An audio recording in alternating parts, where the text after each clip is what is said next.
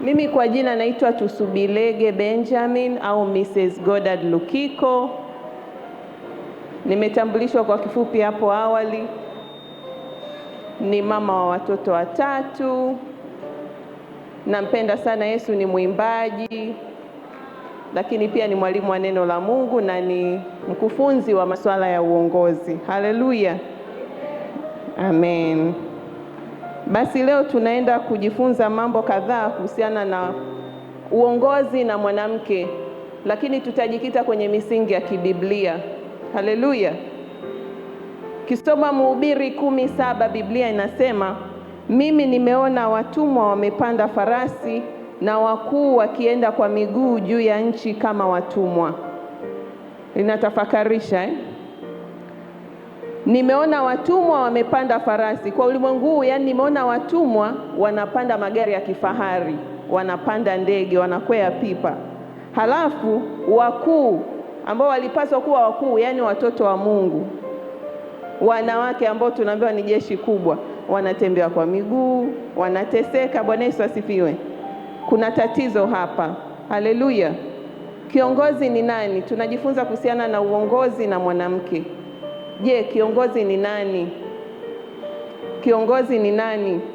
Kuna mchungaji mmoja, naye ni mkufunzi wa masuala ya uongozi, anaitwa John C. Maxwell. Alisema kiongozi ni yule anayejua njia, anayekwenda hiyo njia na anayeonyesha njia. Haleluya. Kiongozi ni yule anayejua njia, anayeiendea hiyo njia na anayeonyesha wengine njia. Haleluya. Wangapi hapa ni viongozi? Wangapi ni viongozi? Mikono ni michache. Sasa tunaenda kujifunza kiongozi anayejua njia ni nani. Ni kiongozi anayetambua maono yake, ana maono thabiti. Haleluya.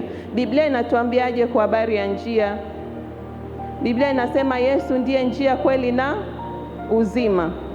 Kwa hiyo kama wana wa Mungu, tukiwa tunazungumzia uongozi kama wanawake wa Kristo, tukizungumzia uongozi, tukiongelea mtu anayefahamu njia, tunaongelea mtu anayemfahamu Kristo, kwa sababu njia yetu iko katika Kristo Yesu. Haleluya. Ni yule anayemfahamu Kristo. Biblia inasema neno lake ni taa ya miguu yetu na mwanga wa njia zetu. Kwa hiyo maono, ili uwe mtu mwenye maono sahihi yanapatikana kwa Yesu, yanapatikana katika nuru iliyo katika neno la Kristo. Haleluya. Je, una maono? Una maono kwa habari ya maisha yako? Una maono kuhusu kesho yako? Haleluya. Biblia inasema ukimkiri yeye, inasema katika njia zako zote mkiri yeye, naye atayanyosha mapito yako. Tunarudi kwenye swala lile la njia. Ukimkiri Yesu atainyosha njia yako, atanyosha mapito yako. Maana yake ni nini? Kuna uwezekano wa kuwa na maono batili. Kuna uwezekano wa kuishi maisha ukiwa na maono batili, kwa sababu umehama kwenye njia ambayo njia ni nani? Ni Yesu Kristo. Biblia inatuambia Zaburi 32:8, nitakufundisha na kukuonyesha njia utakayoiendea, nitakushauri jicho langu likikutazama. Huyu ni Mungu mwenyewe. Atakufundisha na kukuonyesha njia utakayoiendea. Kiongozi ni yule anayejua nini, na atakaye kufundisha njia ni nani? Haleluya. Swali, anayefundishwa ni nani kama si mwanafunzi? Je, wanawake wa Kristo, mabinti, tumekaa kiuwanafunzi? Tumekaa kiuwanafunzi kama wanafunzi wa Kristo? Haleluya. Kama kukaa kama mwanafunzi, maanake uwe na tabia za mwanafunzi. Mwanafunzi ana tabia gani? Mwanafunzi anauliza maswali. Tuna tabia kumuuliza Mungu maswali. Hata kwa habari ya yule mume uliye naye, je, ulimuuliza Mungu? Haleluya. Kwa mabinti ambao hamjaolewa, je, unamuulizaga Mungu, au unaamini kwa habari ya ndoa unajimudu? Haleluya. Au unaamini kwa habari ya ndoa unajimudu, unajua unachokitaka? Umemuuliza Mungu? Mabinti oye! Mabinti safi. Kuna wale wenzangu wanasema mi test yangu naijua, mi test yangu naijua. Mi mwanaume naye mtaka awe hivi, rangi yake iwe chocolate. Sijui, kuna vitu vigezo ambavyo kiukweli Ukisema ufanye survey ya kutafuta huyo mtu, humpati. Bwana Yesu asifiwe. Mwingine anasema mimi siwezi kuolewa na mwanaume mfupi, mimi siwezi kuolewa na mwanaume mrefu sana, weusi ndo. Haleluya. Je, wewe kweli ni mwanafunzi wa Yesu unayetaka kuijua njia? Haleluya. Bwana Yesu asifiwe. Nimekuachia hilo kiporo. Una tabia ya kuuliza maswali kwa mwalimu wako? Bwana Yesu alipoondoka alituachia Roho Mtakatifu ili sisi tuwe watu bora. Nitarejea kule msingi wa mwanamke na uongozi. Nitarejea hapo. Haleluya. Mwanafunzi mzuri anahudhuria vipindi, sio mtoro. Je, una utaratibu wa kuhudhuria vipindi? Unajihudhurisha Sayuni? Unajihudhurisha nyumbani mwa Bwana? Lakini pia unajihudhurisha mbele za Bwana kwa binafsi yako. Haleluya. Maana uongozi unaanza na binafsi, kujiongoza wewe mwenyewe katika Yesu. Haleluya. Unahudhuria vipindi vya mwenye njia mwenyewe, mwenye maono na maisha yako aliyokutengeneza. Tukumbuke kwamba hakuna aliyechagua kwamba atazaliwa Tanzania. Ingekuwa tunapiga kura, ndugu zanguni, mngepigia kura Tanzania? Lakini kama unajitambua, ungepigia kura nini? Tanzania, kwa sababu unajua kitendo cha kuzaliwa mwenye maono na wewe, yani manufacturer, aliyekuzaa, mzalishaji. Mzazi wetu wa kwanza ni Mungu mwenyewe, aliyekuzaa na kusudi lake. Kwa hiyo kila kitu ambacho umejikuta hukuchagua, ile umejikuta nacho, ujua kwamba Mungu ana kusudi nacho. Haleluya. Mshangilie Bwana. Sasa ili huyu mwanafunzi avuke darasa moja kwenda lingine, si sharti afanye mitihani. Je, ukifanya mitihani unafaulu? Mwanafunzi wewe, binti wa Yesu, binti Sayuni, ukipitia majaribu unashinda. Biblia inatuambia nini? Ukizimia siku ya taabu, nguvu zako ni chache. Nguvu unazipata wapi? Nguvu unazipata wapi? Biblia inasema mahali kwingine kwenye Isaya kwamba watoto wako tayari kuzaliwa, lakini nguvu ya kuwazaa haipo. Haleluya. Kuna mambo mazuri ambayo Mungu anataka uyazae, lakini anahitaji uwe na nguvu. Lakini nguvu unaitoa wapi? Bwana Yesu aliwaambia nini wanafunzi wake? Mtasubiri, mtakuja kupokea nguvu atakapoajilia nani? Roho Mtakatifu. Unasubiri mbele za Bwana, mwanamke wa shoka, mwanamke kinara. Una utaratibu huo? Haleluya. Haleluya. Basi kama wewe ni mwanafunzi mwema, utaijua njia, kwa sababu njia yenyewe ndio Yesu, na akiwa mwalimu wako na wewe mwanafunzi mwema, basi utaijua njia. Hapa tunaongelea habari ya maono. Utapata maono sahihi. Bwana Yesu asifiwe. Mungu anataka tumsikie. Hakuna namna ambayo ametengeneza mazingira ili tusimsikie. Ndio maana anatuambia, ninajua mawazo ninayowawazia ninyi ni mawazo mazuri ya amani, kuwapa ninyi future. Haleluya. Ikiwa wewe umeokoka na ni mtoto wa Mungu, una haki ya kumsikia Mungu. Biblia inasema utakaposikia sauti ya Bwana Mungu wako kwa bidii, basi utakaposikia kwa bidii na kutunza na kuyafanya maagizo yake yote, basi kuna baraka zinakuja hapo. Utatukuzwa juu ya mataifa yote duniani. Haleluya. Ukitukuzwa juu ya nitawaambia kitu. Tunaongelea uongozi. Msije mkasema huyu mtumishi ametoka kwenye reli.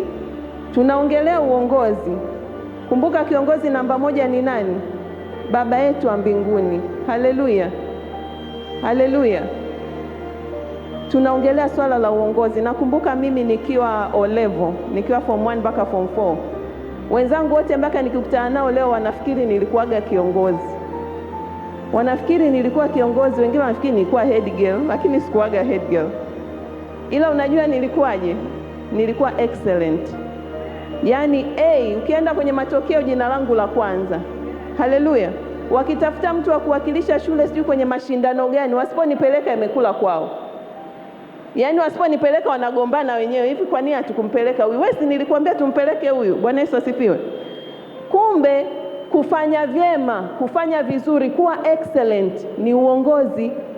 Kwa hiyo wenzangu, mimi wanakumbuka kwamba mimi ni kiongozi, lakini mimi nikitaka nikijaribu kuambia mimi sikuwa, hawaelewi. Mungu akanifundisha kumbe excellence is leadership. You don't need to be voted to become a leader. You don't need someone to vote for you. Sio lazima uende upigiwe kura ili uwe kiongozi.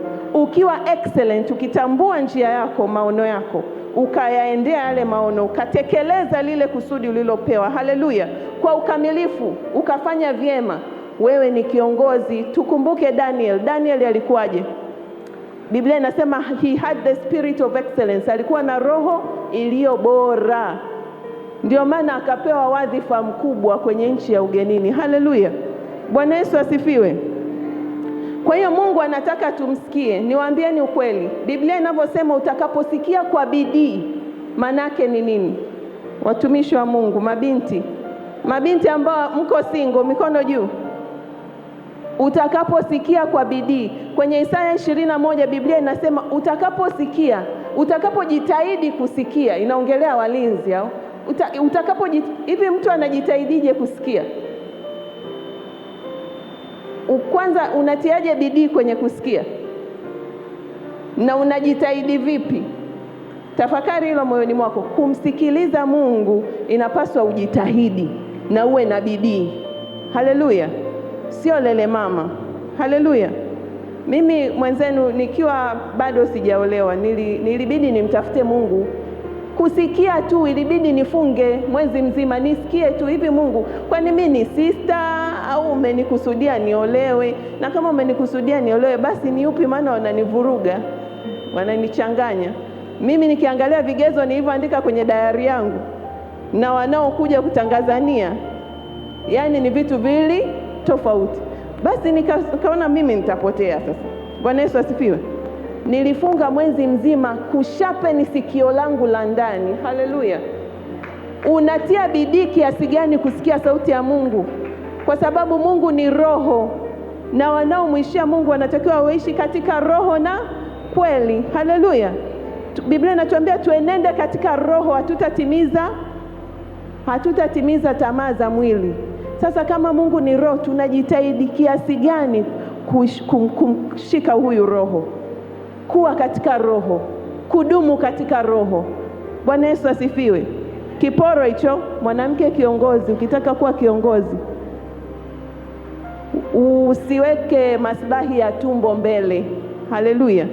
Usiweke maslahi ya tumbo, uwe na discipline yako binafsi ya kutafuta kwa bidii kumsikia Mungu, kwa kudiscipline mwili wako. Kwa sababu sikio hili haliwezi kumsikia Mungu, lakini sikio la ndani, you have to dig into deep waters. Haleluya. Bwana Yesu asifiwe. Basi kuna madhara usipomsikia nani? Mungu. Usipotaka kuijua hii njia, kuna madhara. Haleluya. Kuna madhara, na madhara yake ni makubwa sana. Kwanza, unakaribisha roho ya mauti kwenye maisha yako, premature death, mauti isiyo ya wakati. Haleluya. Mfalme Sauli alikufa, Biblia inasema kwa kuwa hakumuuliza Bwana. Ilifika mahali akaenda kuuliza kwa mtu mwenye pepo ya utambuzi. Hakumuuliza nani? Bwana. Endelea ili swali liring kwenye kichwa chako. Je, una utaratibu wa kumuuliza Bwana? Haleluya. Lakini pia Biblia inatuambia mshahara wa dhambi ni mauti. Ila pia usipokuwa na utaratibu wa kumuuliza Mungu, kumtafuta Mungu, madhara yake mengine, unaingia kwenye uadui na Mungu. Biblia inasema Mungu huwapinga wajikuzao, bali wanyenyekevu huwapa nini? Neema. Kitendo cha kutokuuliza, hata kama we ni baba una mtoto, hajawahi kukuuliza jambo lolote wala kukushirikisha. Anasoma, anachagua masomo, nakuta alishajichagulia, kumbe anajitambua huyu. Sasa kumbe ile hali ya kuwa tajiri wa kiroho, Biblia inasema heri maskini wa nini? Wa roho. Kitendo cha kutokumuuliza Mungu, kutokutenga muda wako, iwe mchana iwe usiku, manake wewe unajimudu. Hiyo ni dalili ya kiburi. Mungu hapendezwi na nini? Na kiburi. Biblia inasema Mungu akiwa upande wetu, nani atakuwa juu yetu? Sasa akiwa kinyume chako, unaponea wapi? Tunawapa shida mpaka watumishi wa Mungu kwa sababu umegombana na Mungu. Unataka mambo yako yanyoke wakati umegombana na nani? Na Mungu. Bwana Yesu asifiwe. Unalazimisha bidi prophet aniambie, jamani, prophet aniambie. Umeshagombana na Mungu. Haleluya. Madhara mengine, jamani, ukisoma Kumbukumbu 23 kuanzia mstari wa 15 mpaka 68, ina orodha kubwa ya mambo ambayo ukiyaona kwenye maisha yako ujiulize mara mbili. Uende baraza na Kristo, mwambie Bwana, nini kiko nyuma ya hili ili nitengeneze, na nitengeneze vipi? Kwa sababu baadhi ya mambo ndio hayo ambayo Dr. Isaac atakuja kuelezea hapa ya afya ya akili. Yaani huwezi amini, Kumbukumbu 28 ukisoma pale mstari wa 15 mpaka 68, kuna mahali Biblia inasemwa ikiwa hautasikia sauti ya Bwana Mungu wako, haya ndio atakao kupata sasa. Mmoja wapo, utapigwa na wazimu. Najua wazimu, wadada, wazimu mnaujua. Utapigwa na wazimu, upofu na bumbuazi la moyoni. Bumbuazi la nini? La moyoni. Hiyo sio shida ya afya ya akili. Bwana Yesu asifiwe. Lakini pia mwisho utagundua kwamba kila ukiomba maombi hayafanye nini? Hayajibiwi. Kwa sababu Biblia inasema mkikaa ndani yangu na maneno yangu yakikaa ndani yenu, ombeni lolote mtakalo nanyi mtapewa. Kwa hiyo ukiona kwenye swala la maono umepotea njia, wala hahitaji mkalimani kuja kukwambia. Biblia inatuambia ikiwa moyo wako unakuhukumu, Mungu ni mkuu kuliko moyo wako. Ukiona moyo wako unakuhukumu kwamba njia ulioko si njia yenyewe, umepotea, au maono ulionayo ni batili, asili yake sio Mungu, una wajibu sasa. Uongozi ndio unaanzia hapo, kuwajibika kutokana na makosa yako wewe mwenyewe. Haleluya. Wadada oye, wadada safi. Yeremia 31:21 mpaka 22, Biblia inasema jiwekee alama za njia, jifanyie miti ya kukuongoza, uelekeze moyo wako kwenye njia kuu, njia ile ile ulioiendea. Rudi tena, e Bikira wa Israeli, irudie hii miji yako. Kumbe Mungu anatupa fursa ya kurejelea, kuangalia ni wapi tulikosea katika njia yetu, ili tuweze kufanya nini? Kutengeneza. Biblia pale inamaliza inasema, kwa maana Bwana atafanya neno jipya, mwanamke atamlinda mwanaume. Haleluya, haleluya. Mlinzi analinda mwanamke atamlinda mwanaume. Haleluya. Hilo ndio jambo jipya ambalo Bwana amefanya. Hivi mlinzi gani ambaye haendi lindoni? Kuna walinzi wa milangoni, kuna walinzi wa minarani. We mlinzi unajua nafasi yako iko wapi? Kwa nini usimuulize Roho Mtakatifu? Bwana Yesu asifiwe. Ili ukae katika nafasi yako. Kiongozi anayekwenda kwenye ile njia, sasa umeshaifahamu njia. Kiongozi anayeiendea ile njia ni yupi? Haleluya. Ni yule ambaye anachukua hatua, haishi kutamani, ameshaijua njia, haishi kuizungumzia hiyo njia, anaiendele njia kwa vitendo, anachukua hatua. Haleluya. Bwana Yesu asifiwe. Unachukua hatua. Biblia inasema imani pasipo matendo imefanya nini? Imekufa. Na tukiongelea kiongozi ni yule anayeonyesha njia. Huyu ni kiongozi ambaye amejitambua yeye ni nuru ya ulimwengu. Kwa hiyo akishagundua siri za mafanikio habaki nazo yeye peke yake, anakuwa na shauku ya kusaidia wengine waweze kuishi ndoto zao. Haleluya. Basi turudi kwenye msingi wa mwanamke na uongozi kwa mujibu wa Biblia. Wagalatia 3:28-29, Biblia inasema, hapana Myahudi wala Myunani, hapana mtumwa wala mtu huru, hapana mtu mume wala mtu mke, maana ninyi nyote mmekuwa mmoja katika Kristo Yesu, na kama ninyi ni wa Kristo, basi mmekuwa uzao wa Ibrahim na warithi sawasawa na ahadi. Haleluya. Ibrahim, ahadi ambayo Ibrahim alipewa na Bwana. Amepewa ahadi nyingi sana, lakini aliambiwa atakuwa baba wa nini? Wa mataifa. Haleluya. Ukisoma Ufunuo 5, Biblia inasema Mungu akasema ukamnunulia Mungu kwa damu yako watu wa kila kabila na lugha na jamaa na taifa, yani wanawake kwa wanaume, ukawafanya kuwa ufalme na makuhani kwa Mungu wetu, nao wanamiliki juu ya nchi. Maana yake sisi ni wafalme na makuhani.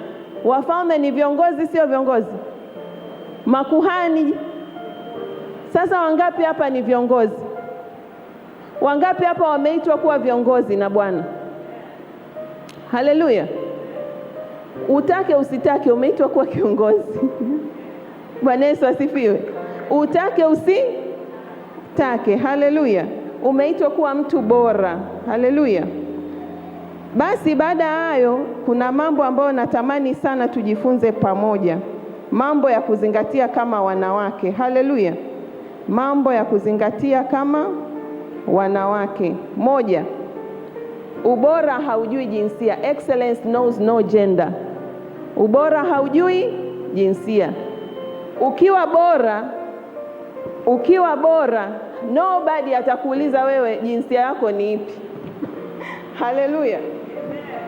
Kama unajua. Kama hujui, waulizeni watoto wa kiume kwenye hisabati, kwenye mitihani. Utaingia kwenye mtihani hujajiandaa, utasema mimi mtoto wa kiume bwana, mimi naenda kutusua. Hujajiandaa. Bwana Yesu asifiwe. Mimi mtoto wa kiume bwana, naenda kutusua bwana. Sisi ndio wanaume, sisi ndio watu wa science bwana. Si ndio wanapigwaga huko na wadada wanakasirika kabisa, wanafikiri sijui wamefanyaje, kumbe hawakujiandaa. Kwa nini? Ufahamu, elimu, ujuzi hauna jinsia, ni jitihada binafsi. Haleluya. Usije ukasema kwamba mimi sikuwa nafasi fulani kwa sababu kuna mwanaume fulani alipendelewa. No. Biblia inasema ufahamu mwema huleta upendeleo. Je, umekuwa na ufahamu bora kuliko wale wengine? Haleluya. Kwa hiyo ni jambo la muhimu sana. Excellence knows no gender. Lakini la pili, watu wa Mungu, wanawake na mabinti, hatukuzaliwa ili tushindane na wanaume. Haleluya. Tumezaliwa tukamilishane, sio tushindane nao. Haleluya. Ukiona una hali ya kushindana na mwanaume, ujue haujatambua nini? Hujaitambua nafasi yako. Biblia inatuambia tupigane vita vilivyo njema vya imani. Haleluya. Biblia inapotuambia wanawake watangazao habari njema ni jeshi kubwa, unajua maana yake ni nini? Tumeshawahi kuona gwaride la wanajeshi wanapotembea kwenye safu zao. Haleluya. Kuna mtu anamwangalia mwenzie, akimwangalia mwenzie inakuwaje? Anaweza akaponza jeshi, kikosi kizima akakiponza hicho kikosi.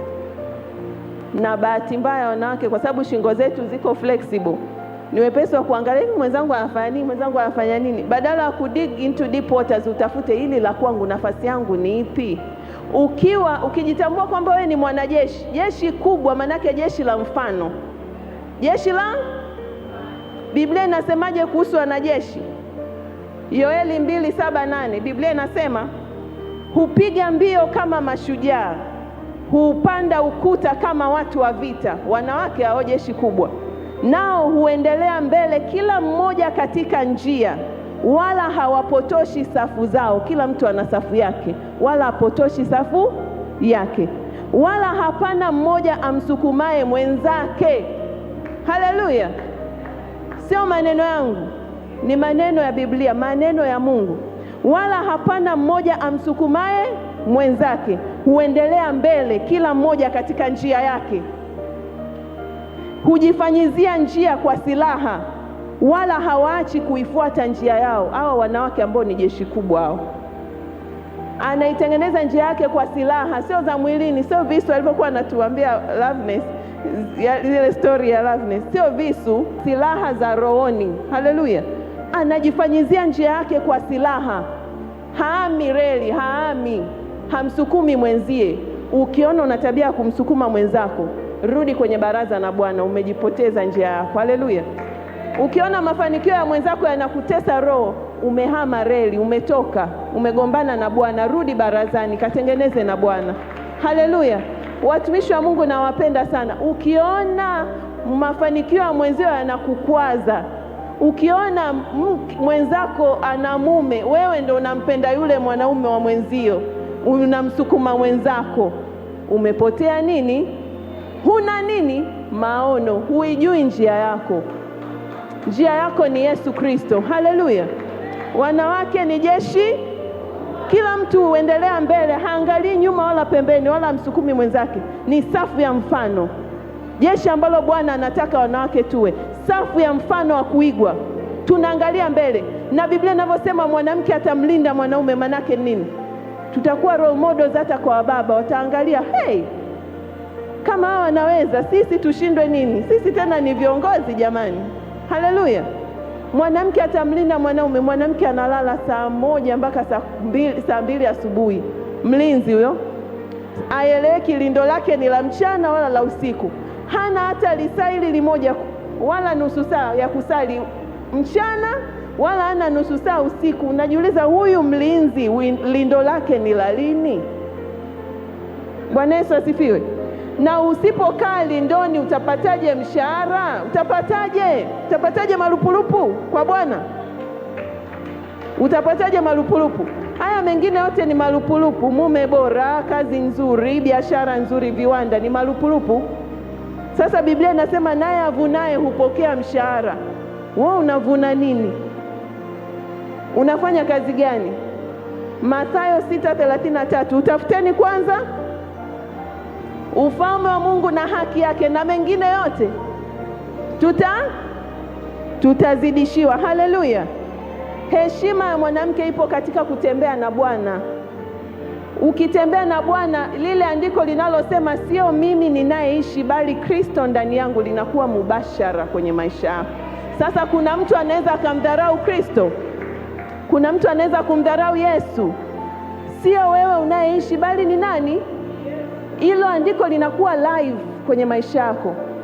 Mbona wakina Petro watu waliona wanafanana na Yesu kwa sababu walikuwa na Yesu muda mwingi? Kwa nini wewe usifanane na Yesu? Kwa nini mtu akikuona ateme mate pembeni? Kwa nini? Kwa nini ujiulizi kuna shida hapa? Kwa nini usiende kumuuliza mwalimu wako? Kwa nini jeuri? Kwa nini utaki kumuuliza mwalimu? Unamuuliza mwalimu, kwa nini nadharauliwa? Nini kipo nyuma ya pazia? Mwalimu atakufunulia. Haleluya. Roho Mtakatifu atakufunulia. Biblia inasema Mungu hunena mara moja hata mara mbili. Ayubu 33. Hii mistari inayohitaji muisome. Mungu hunena mara moja, naam, hata mara mbili, hata mara ya tatu. Katika njozi nzito za usiku, watu walalapo vitandani mwao, Mungu husema nao. Anasema hivi, inafika mahali kwa kuwa husikii, inabidi akutumie mkalimani, labda akutafsirie, ukuelewa. Lakini kiukweli unakuwa ulielewa, ila umekuwa mtu wa kutii. Haleluya. Wakalimani, watumishi wa Mungu, manabii, Mungu awabariki sana. Mungu akubariki mtumishi. Unadili na watu wengine, hakumsikia Mungu, kwa hiyo anakuja kwako. Sasa inabidi umfanyie ukalimani ili aelewe. Haleluya. Bwana Yesu asifiwe. Na mwanamke mcha Bwana ambaye anatakiwa kuwa kiongozi anapaswa kuwa mcha Mungu, mtakatifu. Sasa ngoja niwaambie kitu. Muunganishe dots na lile njia. Somo ya njia. Anayejua nini? Njia. Isaya 35:8 Biblia inasema, na hapo patakuwa na njia kuu, na njia nayo itaitwa njia ya utakatifu. Wasio safi hawatapita juu yake, bali itakuwa kwa ajili ya watu hao wasafirio, wenye safari. Haleluya. Wasafirio, wajapokuwa wajinga, hawatapotea katika njia hiyo. Mungu anatuhakikishia kwamba tukimshika yeye, hata ukiwa mjinga huwezi kupotea. Hata kama ukusoma huwezi kupotea. Yaani CV ya duniani haina uhusiano na mahusiano wako yeye na Yesu. Haleluya. Biblia inatuambia pia, kwa maana kujizoeza kwa nguvu za mwili kwafaa kidogo, lakini utaua huwafaa kwa mambo yote. Yaani unao ahadi ya uzima wa sasa na ya ule utakao kuwapo baadaye. Bwana Yesu asifiwe. Mwanamke kiongozi ni mwanamke mwajibikaji. Akiona mambo hayaendi vizuri kwenye maisha yake, haanzi kutafuta fulani ndo amenisababishia. Hivi kiongozi gani anaanza kutafuta sababu huko nje? Hizo ni excuses. Wewe ndio unatakiwa uwajibike kwa majanga unayoyapitia. Haleluya. Hivi can you imagine, kuna watu miaka 20 analaumu mumewe, anasema yani mimi huyu mwanaume ndo aliyenipoteza, huyu ndo aliyenitoa kwenye reli. Kwa hiyo utaenda kuzimu kwa ajili ya huyo mwanaume? Kwa nini usiwajibike? Kwa nini usijiulize mimi nilikosea wapi? Haleluya. Nitawapa mfano watumishi wa Mungu. Mimi niliwahi kumuuliza Mungu kwamba mimi kuna tatizo hili nalipitia. Ili tatizo nyuma ya pazia kuna nini? Haleluya. Niliomba hayo maombi kwa machozi. Kuna nini? Naona kama mambo si shwari. Kuna shida gani? Nakumbuka nilipewa ndoto usiku. Nilionyeshwa faili langu. Mnaelewa Faili lina nyaraka nyingi, afu nikafunuliwa barua moja. Mungu wangu, nikakutana na barua ya mashtaka. Watu wa Mungu, barua ya mashtaka inayonishtaki mimi, na inataja na matukio na idadi ya matukio. Jamani nyie, shetani ni mbaya, shetani ni msemelezi, alafu ni mshitaki. Watumishi, wanawake ni jeshi kubwa, na shetani huko anakuangalia. Kumbuka naye ni roho. Unaweza ukafika mahali ukasema uko mwenyewe, babako hayupo, kumbe moyo wako shahidi namba moja. Roho Mtakatifu anaona na shetani naye anaona. Sasa mbaya zaidi, shetani ni mshitaki, ndio title yake, accuser. Yaani kama ni ofisi ya serikali ni DPP, mkuu wa mashtaka. Haleluya, mkuu wa mashtaka, na uandishi hatari, anaandika mpaka na idadi na muda na saa. Haleluya, anaenda kupeleka hoja mbele za Mungu kwamba huyu hastahili hiki kitu, hastahili huu mshahara wala haya marupurupu kwa sababu 1, 2, 3. Sasa kama huna utaratibu wa kukaa baraza na Yesu, Ufunuo wa Yohana sura ya 5, Biblia inatuambia, Ufunuo wa Yohana sura ya 1 mstari wa 5, Biblia inasema Yesu Kristo shahidi wetu mwaminifu, anayetupenda sana, mfalme mkuu wa dunia hii. Manake yeye ni mkuu kuliko shetani ambaye ndio mfalme wa dunia hii, mfalme mkuu wa ulimwengu, yeye ambaye kwa damu yake ya thamani hutusafisha. Haleluya. Kumbe shahidi wetu mwaminifu ni Yesu, na wewe umfuati, ndio wakili wako, na wewe umfuati, wala uzungumzi na wakili. Huyo wakili gani atakuja mahakamani jamani kama hujamuhitaji? Haleluya, lazima umuhitaji. Haleluya. Tunaelewana watu wa Mungu? Tunaelewana watumishi? Wanawake oye, wanawake safi.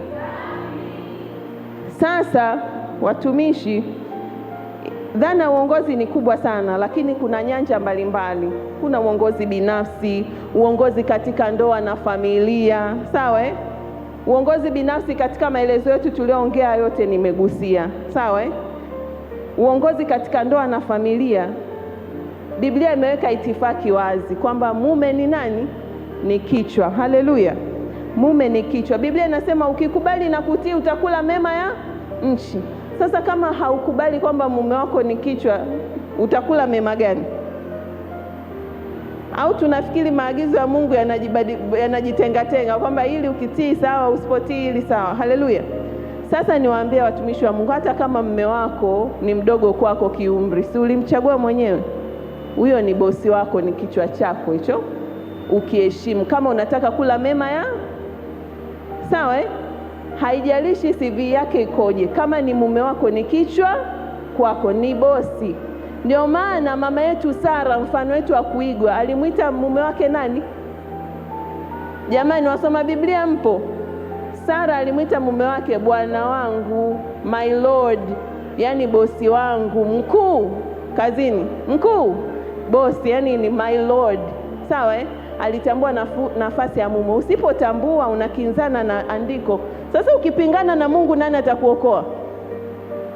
Jamani, haimaanishi kwamba akiwa bosi wako, akiwa kichwa, wewe unakuwa mkia. Kwani Biblia imesema hivyo? Amna, ni itifaki. Nafasi ya mwanamke inajulikana wazi, ni nafasi ya usaidizi kwa mumewe.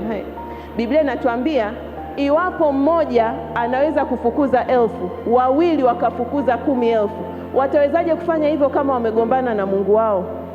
Kama Mungu hayuko upande wao, watawezaje? Haleluya. Kumbe binti, kabla hujaolewa unatakiwa uweze kufukuza 1000 zako moja.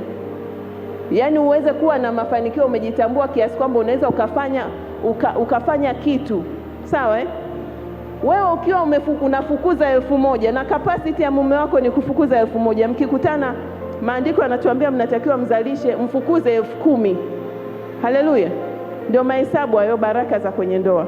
Kinyume chake, Biblia inasema wewe ndio utafukuzwa. Yaani kinyume chake, kama hausikii na kutii, Biblia inasema utamwendea adui yako kwa njia moja, afu wewe mwenyewe utatawanyika kwa njia 7. Sasa imagine wewe unatawanyikaje njia 7? Hicho ni kipondo cha hali ya juu. Unapigwa vibaya sana kwa sababu umeshindwa kumsikiliza Mungu na umegoma. Bwana Yesu asifiwe. Bwana Yesu asifiwe sana. Kwa hiyo watumishi wa Mungu, mambo ni mazuri sana. Kuna mambo machache pia ya kuongezea hapa. mambo ya kuzingatia ili uweze kuwa kiongozi bora. Kwanza, maono. Lazima uwe na maono. Tumezungumzia hivyo. Asili ya maono yetu yako kwa nani? Kwa Mungu mwenyewe. Uwe na maono. Biblia inasemaje kuhusu mtu asiyekuwa na maono? Inasema pasipo maono watu huacha kujizuia. Yaani hawawezi kujikontrol. Pasipo maono, ukisoma tafsiri nyingine za Kiingereza, pasipo maono people go wild. Yaani mtu anakuwa mtu pori kwa sababu hana maono, hafugiki. Hata ukienda kuchukua simba ukasema huyu nikachukue kakiwa kadogo nikalelee nyumbani, katakushangaza. Ndio mtu asiyekuwa na nani? Na maono. Mtu asiyekuwa na maono, hata maamuzi anayofanya apigi mahesabu, hata mavazi anayovaa apigi mahesabu. Kwa mfano, mtumishi hapa angejua anakuja kuwa mama mchungaji si unajua kuna wengine wanapatwa na vyeo, anajikuta kumbe mimi mama mchungaji, kashaolewa na mchungaji. Angekaa baraza na Bwana, Mungu angemwambia wewe ni mwanangu, wewe utatunza mafuta ya mtumishi wangu. Kwa hiyo unajiandaa mapema, unaishi maisha kama mama mchungaji. Au wewe unatakiwa uwe rais wa nchi. Mambo yako sasa, CV zako shuleni, mtaani haziendani. Matokeo yake unapata mpaka criminal record. Ukienda kuchukua fomu kugombea, pingamizi linaletwa, huyu ana criminal record, aliwahi kufungwaga miezi 6. Kuisha habari yako, maono yamepotea. Kwa sababu hukuamua kutambua mapema zaidi kwamba mimi ni mtu wa design fulani. Kwa hiyo natakiwa nijiepushe na 1, 2, 3 ili nifike kwenye maono ambayo Mungu amefanya nini? Ameniandalia. Haleluya. Unahitaji hekima na maarifa. Haleluya. Unahitaji nidhamu, discipline. Biblia inasema ole wake nchi akiwa mfalme wako ni kijana na wakuu wako hula asubuhi. Kwa hiyo kumbe mtu anayekula asubuhi, yaani ukiamka tu unaanza na msosi, hana discipline.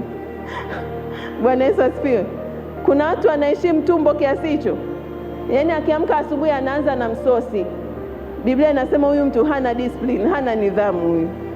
Yaani ole wake nchi kama mfalme wake ndo anamkia na chakula asubuhi.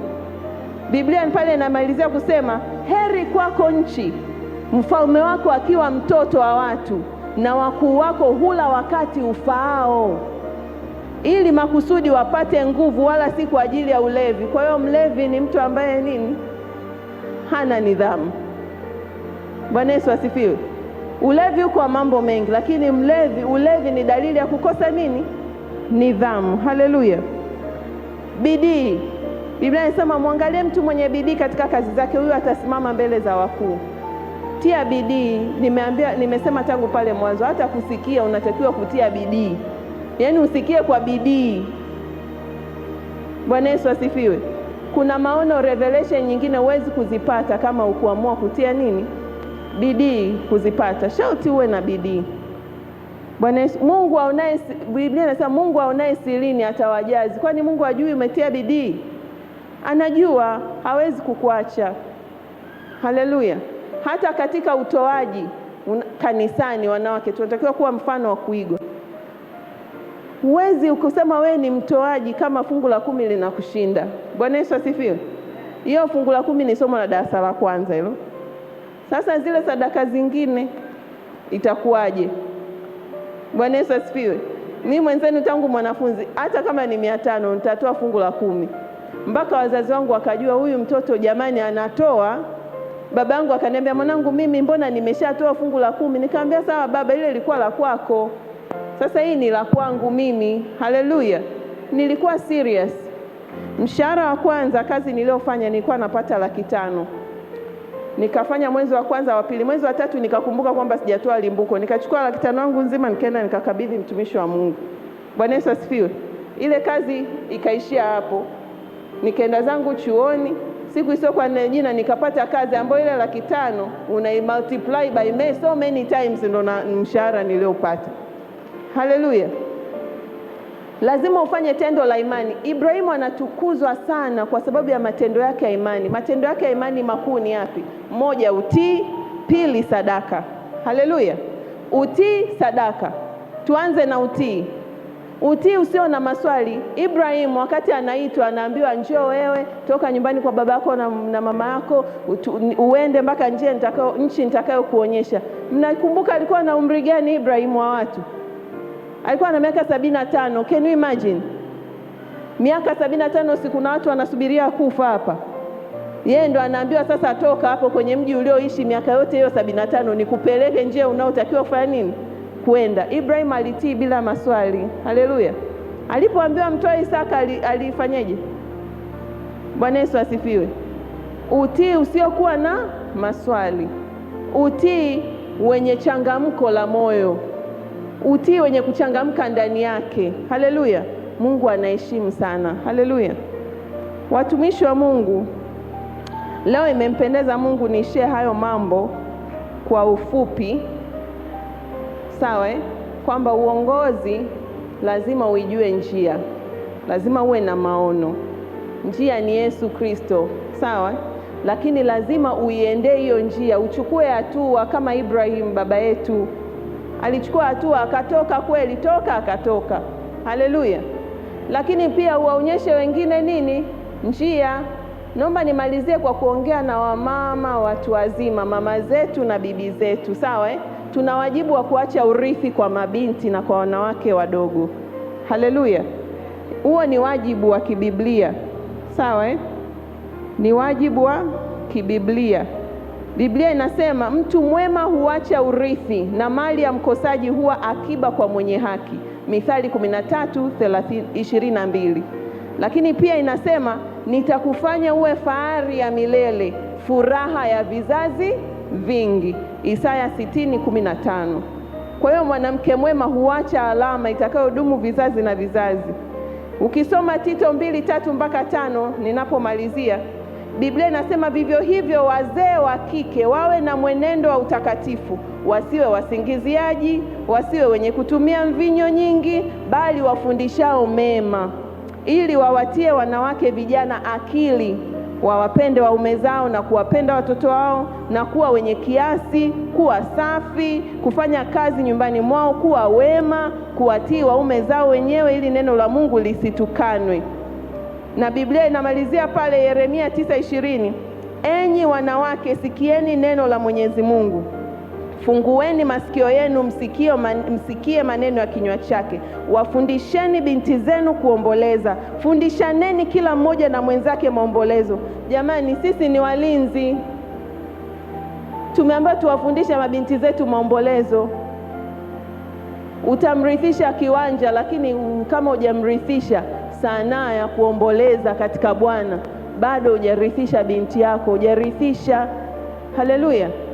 Kwa nini tunatakiwa kuomboleza? Kwa sababu tumepewa hiyo kazi ya ulinzi, ya kuwa lindoni, na kwamba mwanamke atamlinda mwanaume. Manake jambo lolote linaloendelea vibaya kwenye jamii zetu, sisi wanawake tunawajibika kwa namna moja ama nyingine.